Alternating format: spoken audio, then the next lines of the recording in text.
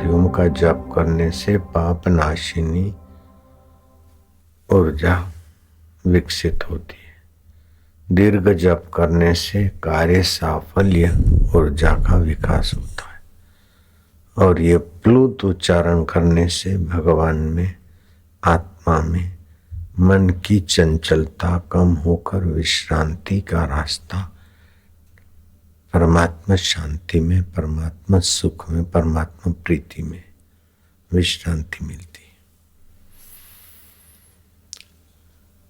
और परमात्मा कोई ऐसी वस्तु नहीं कि किसी जगह पर पड़ी है और हम उधर जाएंगे तब मिलेंगे अथवा वो उधर से आएंगे तब मिलेंगे।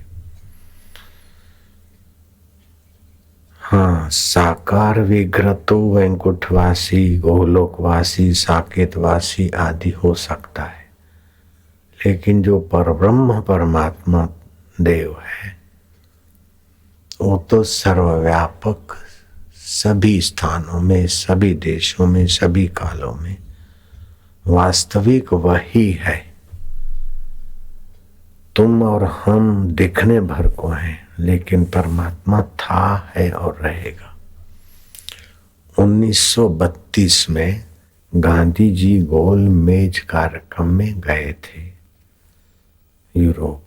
आइंस्टाइन जर्मनी से आए थे। तो चर्चा करते करते आइंस्टाइन उस नतीजे पर आकर गांधी जी से प्रश्न करता है कि हमने खोजते खोजते अणु परमाणु तक की यात्रा की, लेकिन उसमें भी कुछ गति है, कुछ अस्तित्व है। वास्तव में अस्तित्व इतना ठोस भरपूर है कि अस्तित्व के एक कण को आप, हम और जगत के सभी विज्ञानी मिलाकर मिटा नहीं सकते। एक राई का दाना लो, उससे भी छोटा रेती का दाना ले लो, उससे भी छोटा रजकण ले लो, उसको आप, हम सब मिलकर मिटाना चाहे तो मिटा नहीं सकते। उसको भारी कर सकते, अणु कर सकते, परमाणु कर सकते, अपनी आंखों से ओझल कर सकते, लेकिन उसको मिटा नहीं सकते। वो अस्तित्व का सत्य विभाग है, सत्य स्वरूप का अस्तित्व की खबर देता है। और जहां जहां अंतःकरण है वहां वहां चाहे बैक्टीरिया हो, चाहे कीड़ी मकोड़ी हो, चाहे मनुष्य हो, चाहे हाथी हो, चाहे ब्रह्मा हो, चाहे विष्णु, जहां जहां अंतःकरण है वहां उस सच्चिदानंद के चेतनता का एहसास होता है। और जहां अंतःकरण सुसंस्कृत है वहां उस सच्चिदानंद परमात्मा का स्वभाव, जो आनंद है, वो सुख रूप में झलकता रहता है।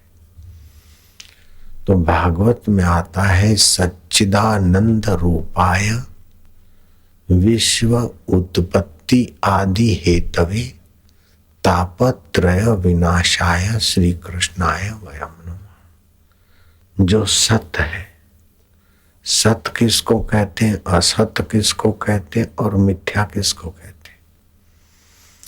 यस्य सत्ता त्रिकाला अव्यभिचरति इति सत्यम। जिसकी सत्ता कभी ना मिटे उसे सत्य कहते हैं। जो पहले नहीं था, बाद में नहीं रहेगा, अभी नहीं है, उसको असत कहते हैं। मनुष्य के सींग असत है। तो सच्चिदानंद परमात्मा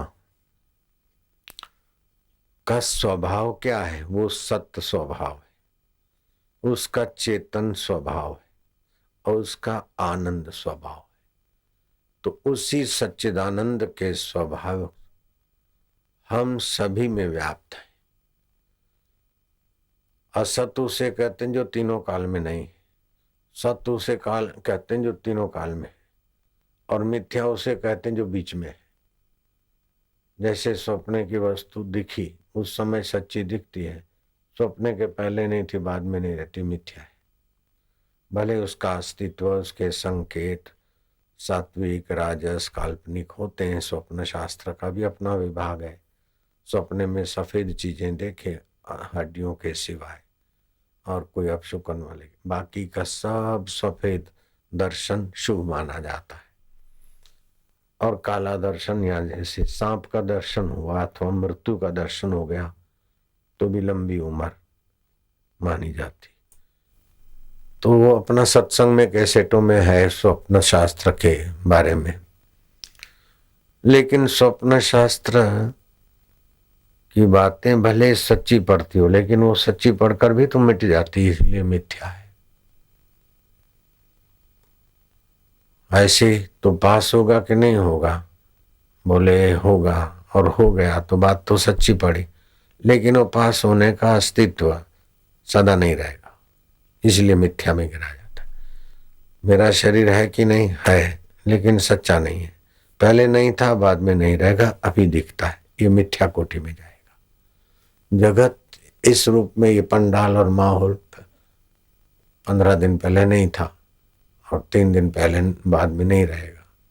तो मिथ्या में परिवर्तन लगता रहता है, परिवर्तन न धातु स्यात्, लेकिन सत्य में परिवर्तन नहीं होता है, इसलिए परमात्मा को अच्युत कहा है। अच्युताय केशवाय, अच्युतम केशवम राम नारायणम श्रीधरम माधरम गोपीकाल वल्लभम। प्रकृति के राज्य में जो भी है वो अपनी अपनी अवस्था से च्युत हो जाता है, चाहे सत्यवादी हरिश्चंद्र का गद्दी हो, चाहे अहंकारी रावण की हेकड़ी हो, लेकिन हो कि मिट जाती है। लेकिन सच्चिदानंद तत्व अच्युत ज्यों का त्यों रहता है। तो भागवत में मंगलाचरण में उसी परमेश्वर की आराधना की है जो सत है, चित्त है, आनंद स्वरूप है, और उसी सत्ता के बल से सृष्टि की उत्पत्ति होती है, स्थिति होती है और प्रलय होता है। तो सच्चिदानंद रूपाय विश्व उत्पत्ति आदि हेतवे।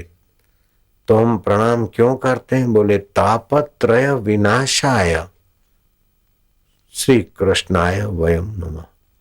श्री कृष्ण का जो सच्चिदानंद स्वभाव है उसको हम नमस्कार करते हैं, तीनों तापों से मुक्ति पाने के लिए। ताप कौन से हैं, आदि दैविक, आदि भौतिक और आध्यात्मिक। अकाल पड़ गया, अतिवृष्टि हो गई, ये हो गया, प्रकृति को उथल पाथल, ये आदि दैविक ताप है। शरीर में रोग, ये वो मकान, ये वो धंधा, हार जीत, ये आदि भौतिक ताप है। मानसिक अशांति, दुख, चिंता, ये आदि दैविक ताप है। ये तीनों तापों से बचने के लिए जो सत्य है, चेतन है और आनंद स्वरूप है, हम उसकी शरण जाते। तो आपका वास्तविक अस्तित्व सच्चिदानंद है।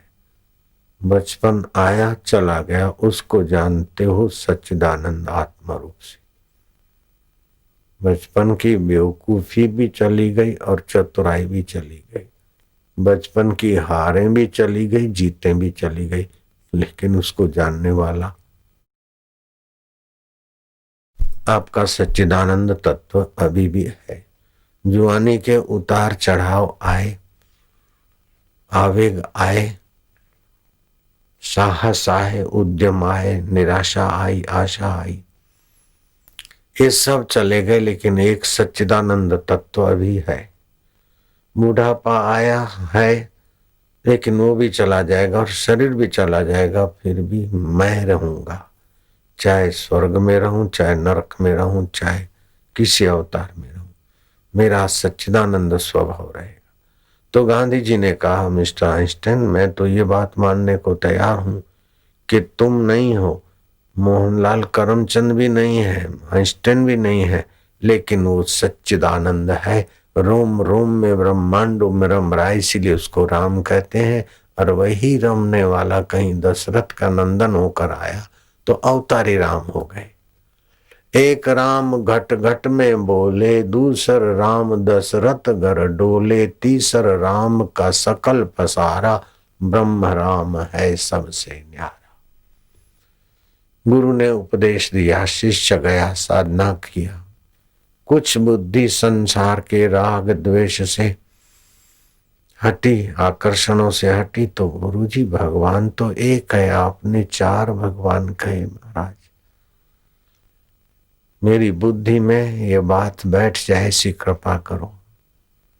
तो गुरु ने कहा कि शरीर में जीने की इच्छा से जो चैतन्य आया उसको जीव कहते हैं। दशरथ नंदन के घर जो चैतन्य दुर्जनों का दमन और सज्जनों का सेवा करके समाज में सुस्थापना करने को आया, उसे दशरथ नंदन घर डोले बोलते हैं। और जो सृष्टिकर्ता आदिनारायण तत्व हिरण्यगर्भ के स्थान पर है, उसका ही सकल पसारा बोलते हैं। और वास्तविक अस्तित्व है जो राम, सबसे न्यारा है। वो न जीव है, न दशरथ नंदन के घर का है, न सृष्टि करता है, अपितु सच्चिदानंद है। शिष्य गया, थोड़ी देर वो विचार करते करते ध्यान देना, चाहे आप मंत्री बन गए, मुख्यमंत्री बन जाओ, प्रधानमंत्री बन जाओ, विश्व मंत्री बन जाओ, इंद्र बन जाओ, फिर भी जब तक ये बात आपको समझ में नहीं आई अथवा यहाँ आप नहीं पहुंचे, तब तक यात्रा अधूरी रहेगी, मिला हुआ छूट जाएगा। नरसिंह मेहता कहू छे, ज्યાં लगी आत्म तत्व चीन्यो नहीं, ત્યાં लगी साधना सर्व जूठी। जब तक अपने आत्मा सच्चिदानंद स्वभाव को जाना नहीं, तब तक सब मिल मिल के बिछड़ने वाली चीजें। तो कभी कभी सभी धर्मों के प्रति नजर जाती तो हमारे को संस्कार मिले कि सबके प्रति सद्भाव। तो जैन धर्म में अहिंसा है, हमें बड़ी उसके लिए प्रीति और सम्मान, हम आदर करते। बौद्ध धर्म में करुणा की प्रधानता है, इस्लाम धर्म में यकीन की प्रधानता है, ईसाई धर्म में प्रार्थना की सेवा की प्रधानता है। लेकिन वैदिक धर्म में यकीन माना श्रद्धा भी है, करुणा भी है, प्रार्थना भी है, सेवा भी कहाँ कम है।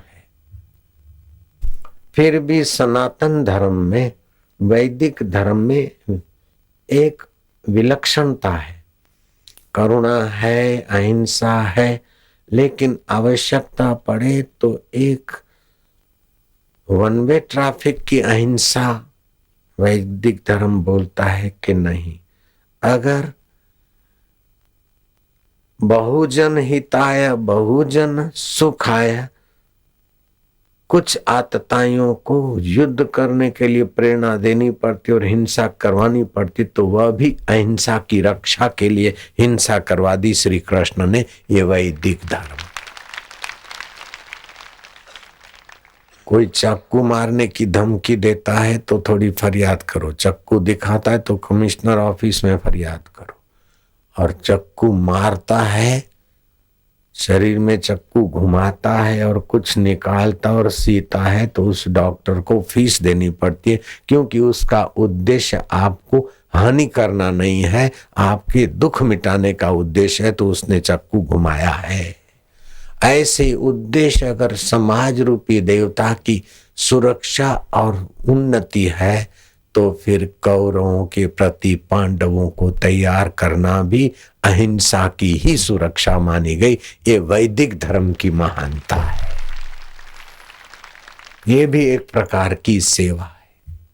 माँ एक बच्चे को खेत में जाता है तो मुट्ठी रोटी, सब्जी और प्याज दे देती है। दूसरा बच्चा एग्जाम देने जा रहा है तो देसी घी में मालपुए बनाकर दूध के साथ देती। तीसरे बच्चे ने जुलाब लिया है तो खिचड़ी देती है। चौथे बच्चे को बुखार ई करता तो थप्पड़ दिखाती। माँ का उद्देश्य सभी का भला है, व्यवहार विषम होते हुए भी अंदर में हित की भावना से भरा, और वास्तविक हित क्या है और सच्चिदानंद स्वरूप को जीवात्मा कैसे पहचाने, ये ऊंची में ऊंची बात और साधना बताने वाला अगर धरती पर कोई धर्म है तो वो वैदिक धर्म है, और उसी वैदिक धर्म से सारे मजहबों ने, सारे पंथों ने कुछ कुछ अच्छाइयां ली है। धन्यवाद।